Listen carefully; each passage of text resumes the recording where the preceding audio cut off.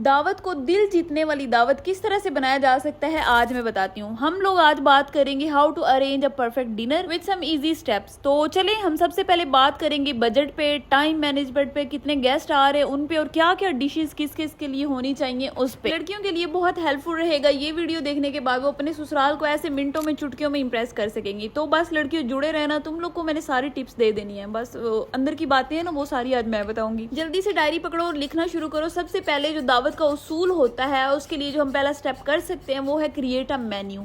बहुत धमाका किस्म का मेन्यू क्रिएट करें अपने ससुराल या जिसके लिए भी दावत करनी है उसको सोच के उनकी पसंद नापसंद का ख्याल कर। जैसे ही मेन्यू डिसाइड हो जाए तो डायरी में जल्दी जल्दी से लिख के उसके इंग्रेडिएंट्स भी साथ लिख दो। उसके साथ बाद में बड़ी आसानी रहती है। और उसके बाद ये ख्याल रखना कि ट्राइड एंड टेस्टेड रेसिपीज ही बनाना, जिसके लिए पहली दफ़ा दावत कर रहे हो, जिसके लिए अच्छा बनाना चाह रहे हो, उसमें पहले ट्राई की हुई रेसिपीज ही ऐड करना ताकि बाद की एम्बैरेसिंग से बच सको और बाद में जो खलारा पड़े बजाय नाम रोशन करने के तुम लोग अपना नाम डुबो के बैठ जाओ। दावत में जो चीज़ें ज़्यादा टाइम टेकिंग है उन पे सबसे पहले ध्यान दो और वो पहले से ही करके रख दो। जैसे अदरक लहसुन है, सब्जियों की कटिंग है, मुझे पता होता है, मैंने लिख के रखा होता है पेज के ऊपर कि मुझे किस किस चीज़ के लिए किस किस तरह की कटिंग चाहिए और मुझे क्या क्या रिक्वायर्ड है, तो मैं उसी शेप की ये सारी चीज़ें कट करके, अदरक लहसुन मुझे पता होता है किस चीज़ के लिए मैंने कुटा हुआ लेना है, किस चीज़ के लिए मैंने साबुत लेना है, किस चीज़ के लिए मैंने चॉप्ड लेना है, वो मैं सारा कुछ पहले करके रख देती हूँ। और यकीन जाने कि ये इतनी आसानी और इतना लाइफ सेविंग है कि ना,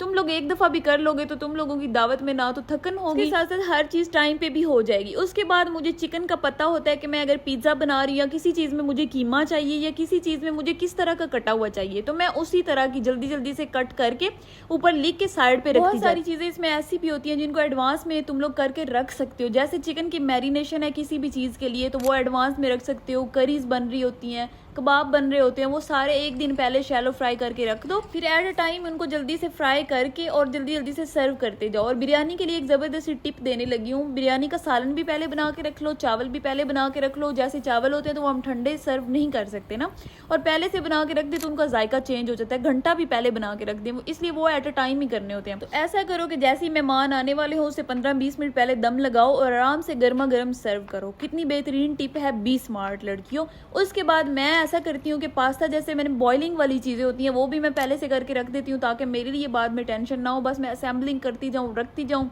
जो बेकिंग वाली चीज़ें हैं उनको जल्दी जल्दी से बेक होने के लिए रखती जाऊँ। मैं बॉइलिंग वाली चीज़ों पे ध्यान देती हूँ कटिंग के बाद। उसके बाद जल्दी से फिलिंग तैयार करती हूँ और बेकिंग के लिए जो चीज़ें जानी है वो रख देती हूँ। जैसे आज मैंने एक चिकन केक बनाना है और ये सारी चीज़ें जो तुम लोग देख रहे हो इसकी सारी की रेसिपी मेरे यूट्यूब चैनल ज़री फूड्स पे मिल जाएगी। दावत में जो सबसे अहम पॉइंट है वो है अपना नाश्ता कभी स्किप ना करें। जब भी प्लानिंग करनी हो एक दिन पहले से स्टार्ट करें। बहुत सारी चीज़ें एक दिन पहले हो जाती हैं तो अगले दिन स्ट्रेस लेने की इतनी ज़्यादा ज़रूरत नहीं है। सबसे पहले आराम से बैठ के प्यार से नाश्ता करें, चाय का कप पिए, उसके बाद लग जाएं, बस कमर कस लें और लग जाएं हर चीज़ में, और फिर रुके ना जब तक ख़त्म ना हो जाए। कटिंग और चॉपिंग जो पहले से हो चुकी होगी और जो कूटने वाली चीज़ें वो पहले से कूट के रख दी होंगी तो ये तुम लोगों की ज़िंदगी आसान तरीन कर देगा। इससे आसानी वाली कोई बात हो ही नहीं सकती। जो जो चीज़ें मैंने बेक करनी है वो मैं बेक करने के लिए रखती जा रही हूँ, साथ साथ बेक होती जा रही है ताकि एट अ टाइम मैं गर्म करके उनको सर्व कर सकूँ। बेकिंग के बाद मेरा जो फोकस होगा वो होगा चटनी, सलाद और रायते वगैरह की तरफ, और अगर मैंने कोई चना चाट वगैरह बनानी है तो उनकी तरफ होगा क्योंकि वो थोड़े से टाइम टेकिंग और वो पहले बना के रखे जा सकते हैं। और साथ ही मैं डिजर्ट भी जल्दी जल्दी से बना के रखती जाऊंगी क्योंकि हमने अपने टाइम को ही तो मैनेज करना होता है अच्छे तरीके के साथ। और जो सुगड़ लड़कियां होती हैं वो अच्छे तरीके से कर लेती हैं इसको। अगर कोई कोल्ड डिजर्ट बनानी है जैसे उसमें पकाना कुछ भी नहीं है तो वो तो पहले से ही करके आराम से सबसे पहला स्टेप वही करें और उसको फ्रीजर में रख दें आराम से सेट होने के लिए।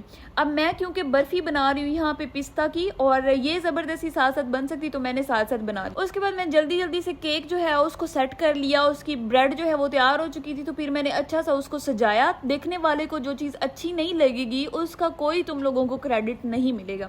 इसलिए ये ध्यान रखना है कि जो गार्निशिंग करनी है ना तुम लोगों ने वो बहुत कमाल की होनी चाहिए, अगला इम्प्रेस होना चाहिए तुम लोगों की इन चीज़ों से। अब यहाँ पे देखें बेकिंग कर करके 1 बाय 1 चीज़ें आती जा रही हैं और मैं साइड में रखती जा रही हूँ क्योंकि ये गर्म करके सर्व की जा सकती है। एक मैंने कीमे वाला पिज़्ज़ा बनाया और साथ मैंने एक रैंच सॉस वाला पिज़्ज़ा बनाया जिसको अभी मैंने बेक करना है, और उसके साथ साथ मैंने स्पिनच पास्ता बनाया जो कि हमारी फैमिली की सुपर हिट रेसिपी। उसके साथ साथ तुम लोगों ने बच्चों का भी ध्यान रखना है। अगर मेहमानों के साथ बच्चे भी आ रहे हैं तो आलू की कोई सिंपल सी छोटी सी जिसमें मसाले ना हो वो डिश ऐड कर लें। जैसे मैं बेक्ड पोटैटोज कर रही हूँ क्योंकि ये आसानी से बन भी जाएंगे और बच्चों को पसंद भी बहुत आएंगे। उसके साथ साथ मैंने डिजर्ट जो है उसको बना के फ्रिज में सेट होने के लिए रख दिया। साथ मैंने रैंच सॉस पिज्ज़ा जो है उसको बनाना स्टार्ट कर दिया। उसकी मैंने डो पहले से ही बना के रखी हुई थी पिज़्ज़े सबकी, और अगले दिन मुझे असेंबलिंग में इतना वक्त भी नहीं लगा और मेरे पिज़्ज़े जो है वो परफेक्ट तरीके के साथ तैयार भी हो गए। लास्ट पिज़्ज़ा था जिसको मैं बेक कर रही थी और इसके साइडों पे मैं थोड़ा सा दूध लगा रही थी ताकि अच्छा जो है इसका कलर आए। और उसके बाद मैंने फोकस किया उन चीज़ों पे जो मैंने फ्राई करनी है। जैसे नगेट्स हैं तो तलने में इनको थोड़ा सा वक्त लगता है, फिर मैंने उन पे फोकस किया, अब वो किए। उसके साथ मैंने लजानिया भी बनाया हुआ था। सारी चीज़ें मेरी वक्त पे तैयार भी हो गई, मैं थकी भी नहीं, मुझे डिप्रेशन भी नहीं हुआ। ये सारी चीज़ें तैयार करने के बाद चावलों को दम लगाया और ख़ुद तैयार हुए। और उसके बाद पार्टी बस इंजॉय की। इतना खाया कि हाथ नहीं रुके, इतना मज़ेदार सारा कुछ बना था। आई होप तुम लोगों के लिए बहुत हेल्पफुल रही होगी ये वीडियो और इससे बहुत कुछ सीखा होगा। अगर बहुत कुछ सीख लिया है तो फॉलो भी कर लो, आ ही गए हो तो। कमेंट में ज़रूर बताना कि क्या क्या सीखा है और क्या क्या पहले से पता था।